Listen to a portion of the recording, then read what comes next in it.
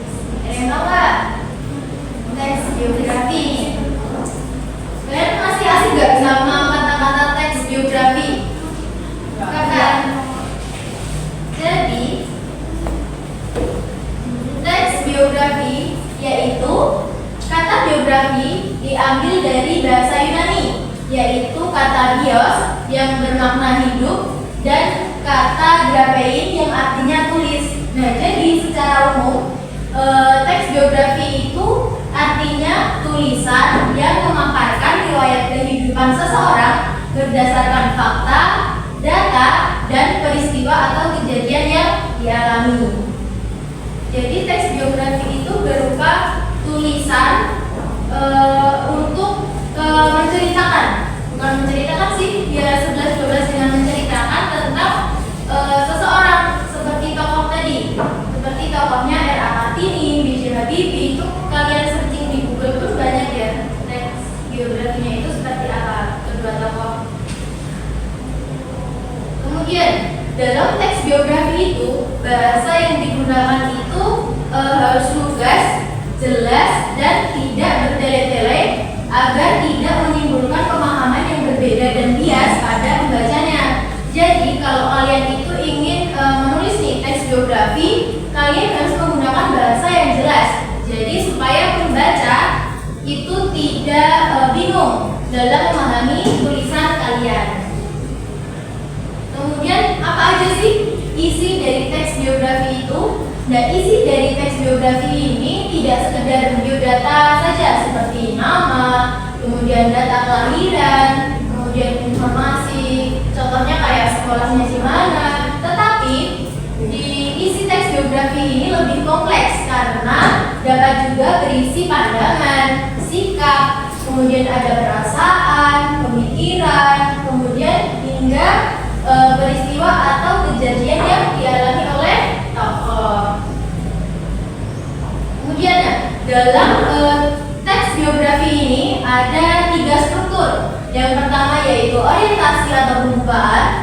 kedua yaitu ada masalah atau peristiwa atau biasanya itu disebut dengan isi. Kemudian yang terakhir yaitu orientasi. Orientasi yaitu pengenalan tokoh atau gambaran awal mengenai identitas tokoh atau sosok biografi yang akan kita tulis. Nah, orientasi ini umumnya berisi seperti nama, tempat tinggal, kemudian tanggal lahir, kemudian ada latar belakang keluarganya si tokoh ini seperti apa, kemudian ada riwayat pendidikannya. Selanjutnya yaitu ada masalah atau peristiwa. Nah, jadi dalam teks biografi ini juga ada bagian masalah atau peristiwanya. Dan kejadian penting berupa paparan suatu cerita yang berisi berbagai kejadian atau peristiwa saat tokoh mengalami masalah. Kemudian memecahkan masalahnya seperti apa, kemudian proses karirnya, kemudian peristiwanya itu yang menyenangkan seperti apa, yang menegangkan, menyedihkan, kemudian juga ada menegaskan hingga akhirnya mengantarkan mencapai mimpi dan cita-cita kesuksesannya. Jadi dalam bagian kedua ini diceritakan dalam teks biografi itu mulai dari susah senangnya seperti apa sampai mencapai kesuksesan yang digapai para tokoh tersebut. Kemudian yang ketiga yaitu ada reorientasi. Nah, reorientasi ini merupakan bagian penutup atau kesimpulan. Nah, bagian reorientasi ini itu berisi pandangan, ulasan atau pemikiran penulis secara pribadi atas biografi tokoh yang dikisahkan. Jadi reorientasi ini biasanya menurut sudut pandang si penulis. Jadi reorientasi ini bersifat pilihan semata. Jadi boleh ada maupun tidak ada. Jadi bagian reorientasi ini opsional ya teman-teman. Kemudian selanjutnya yaitu ada unsur kebahasaan. Nah, dalam teks biografi unsur kebahasaannya ini ada 6. Yang pertama ada kata ganti atau pronomina. Kemudian yang kedua itu ada kata kerja material. Kemudian yang ketiga itu ada kata sifat atau adjektiva. Yang keempat ada kata kerja pasif. Yang kelima kata kerja aktivitas mental. Kemudian dan yang terakhir yaitu kata-kata penanda urutan waktu.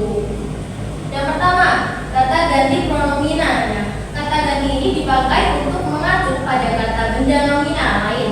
Kata ini sering digunakan untuk menggantikan nomina yang sudah diketahui agar tidak disebut berulang-ulang. Contohnya, kata ganti pronomina ini kan ada 3. Kata ganti orang pertama, kata ganti orang kedua, dan kata ganti orang ketiga. Kata ganti orang pertama ada yang tahu apa aja? Ada yang tahu nggak? Kata ganti orang pertama itu aku, itu saya. Kemudian itu ya kata ganti orang pertama. Kemudian kata ganti orang kedua itu ada yang tahu? Kamu, betul. Iya, iya betul. Kalau kata ganti orang ketiga, mereka, beliau, iya. Nah, jadi untuk pada teks biografi ini kata ganti yang sering digunakan itu kata ganti orang ketiga. Jadi seperti iya, beliau, supaya dalam teks biografi ini nanti tidak disebutkan secara berulang kali seperti R.A. Kartini lagi di sini, R.A. Kartini sekolahnya di sini. Jadi kata R.A. Kartini nanti itu bisa diganti dengan iya, beliau, seperti itu. Kemudian yang kedua ada kata kerja material. Nah, kata ini menunjukkan aktivitas yang sedang dilakukan subjek atau menunjukkan adanya tindakan fisik atau mental. Contohnya, Ki Hajar Dewantara membentuk komite Bumi Putra. Nah, membentuk ini kan suatu aktivitas. Nah, jadi kata kerja mental ini contohnya ya seperti membentuk. Kemudian ada juga bekerja. Kemudian yang ketiga ada kata sifat atau adjektiva. Nah, kata sifat ini umumnya berupa kata yang menjelaskan atau membuat kata benda atau kata ganti orang ini lebih spesifik. Nah, kata sifat dapat menerangkan kuantitas, kecukupan, urutan, kualitas maupun penekanan suatu kata. Contohnya ada tulisan-tulisan sangat komunikatif, sangat tajam, dan sangat patriotik. Itu sebagian contohnya. Kemudian yang keempat yaitu ada kata kerja pasif. Dan kata kerja pasif ini berupa kata kerja yang subjeknya dikenai suatu kerjaan. Umumnya ini kata kerja ini memiliki imbuhan di atau ter. Contohnya yaitu ada Ki Hajar Dewantara dipercaya. Itu kan ada tambahan di bagian itu, kata percaya itu.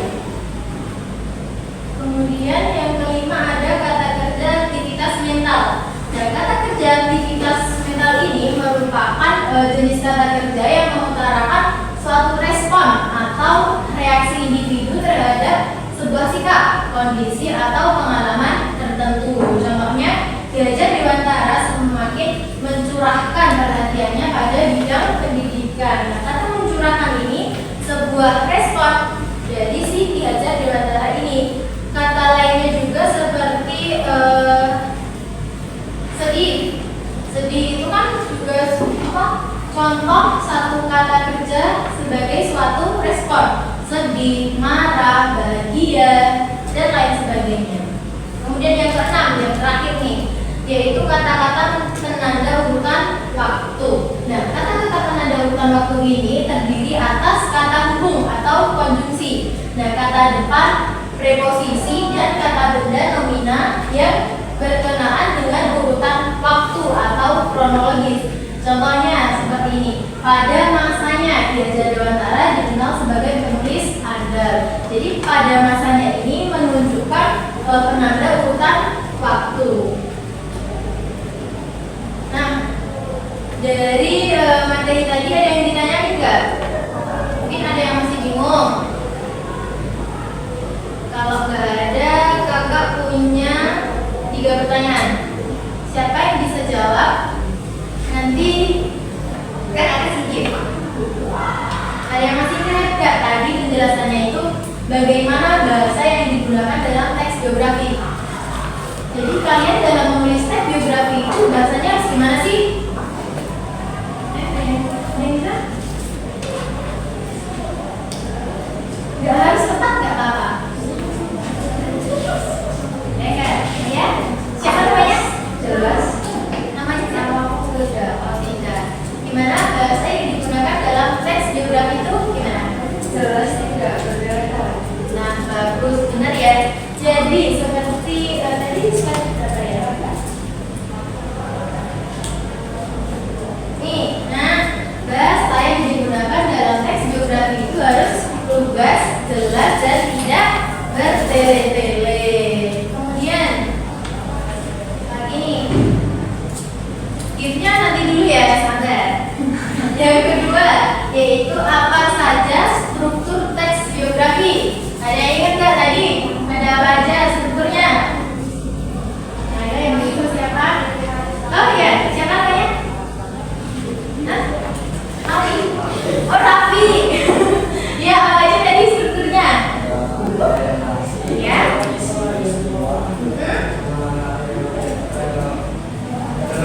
Iya, betul. Kasih tangan. Jadi struktur dalam teks biografi itu ada 3, yaitu orientasi, masalah atau peristiwa, dan yang terakhir yaitu reorientasi. Soal yang terakhir, ada yang bisa jawab? Enggak. Dalam teks biografi, unsur kebahasaan yang mengutarakan suatu respon. Ayo, tadi pada bagian yang mana? Enggak. Respon. Respon, ayo. Ada yang tahu? Ada bagian unsur kebahasaan yang mana?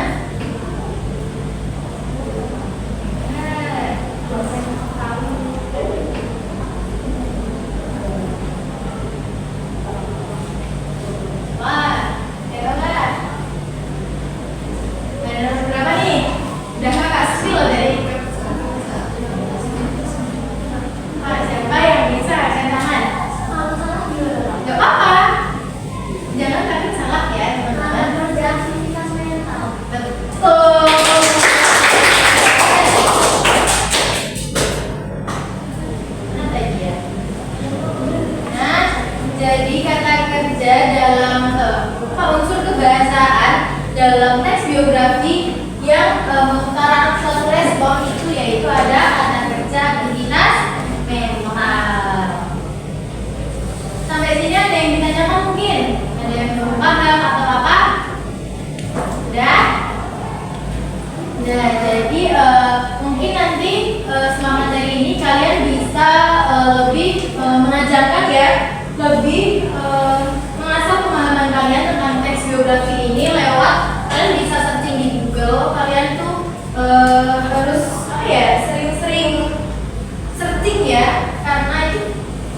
bisa menambah pengetahuan kita. Kalian nanti kakak minta searching aja di Google, kalian pahami apa sih itu teks biografi, kemudian contoh-contohnya, terus tokoh-tokohnya itu siapa saja. Nah, nih dalam teks biografi itu tokohnya itu tidak selalu tentang seperti tokoh-tokoh yang berjasa seperti Era Kartini, B.J. Habibie, itu tidak ya teman-teman. Jadi tokoh dalam teks biografi itu bisa seseorang yang memiliki cerita. Contohnya ceritanya itu bisa memotivasi seseorang, memotivasi orang lain. Itu juga bisa dituliskan biografinya. Mungkin itu saja yang dapat kakak sampaikan untuk materi kali ini. Untuk selanjutnya yaitu kalian bisa searching materinya di Google, kemudian kalian pelajari secara mendalam. Mungkin itu saja yang dapat kakak sampaikan. Mungkin bisa ditutup dengan berdoa bersama-sama. Salah satu mungkin materi udah rapi. Nama siapa? Cewek yang mau.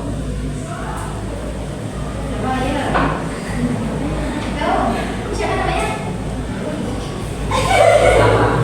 Ya udah, rapi aja ya bisikin. Doa. Siapkan berdoa mulai. Allahumma wa bihamdika asyhadu an la ilaha illa anta astaghfiruka wa atubu ilaik. Terima kasih atas waktunya. Wassalamualaikum warahmatullahi wabarakatuh. Waalaikumsalam warahmatullahi wabarakatuh. Bentar, satu lagi ya. 15 menit 15 menit aja.